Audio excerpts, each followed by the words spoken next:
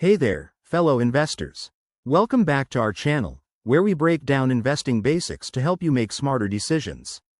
Today, we're diving into how to sell stocks on JP Morgan's self-directed investing. If you're new to this platform or just need a quick refresher, you're in the right place. Selling stocks might seem intimidating, but with JP Morgan's user-friendly interface, it's straightforward and can be done in just a few steps.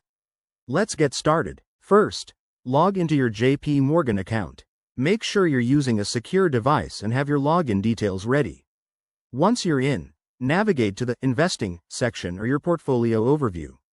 This is where you'll see a clear list of all your holdings, including the stocks you own. Next, locate the stock you want to sell. Simply click on it to view the details. You'll see options like current price, historical data, and a Trade or Sell button. Go ahead and click that. Now, you'll be prompted to select your order type. For beginners, a market order is the simplest. It sells your stock at the current market price. If you're more advanced, you might choose a limit order to set a specific price. After selecting the order type, enter the number of shares you want to sell. Double-check this to avoid any mistakes.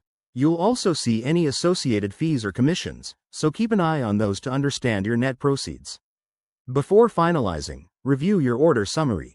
This step is crucial. Verify the stock symbol, quantity, order type, and estimated total. If everything looks good, hit the Confirm button. Your order will be placed, and you can track its status in your account's activity log. A quick tip: always consider market conditions before selling. Stocks can be volatile, so think about why you're selling and maybe consult resources like news updates or your financial advisor. Remember, investing involves risks, and this isn't personalized advice. There you have it. That's how you sell stocks on JP Morgan's self-directed investing. It's that simple once you know the steps. If you found this helpful, give it a thumbs up, subscribe for more investing tips, and let us know in the comments if you have any questions. Thanks for watching, and happy investing.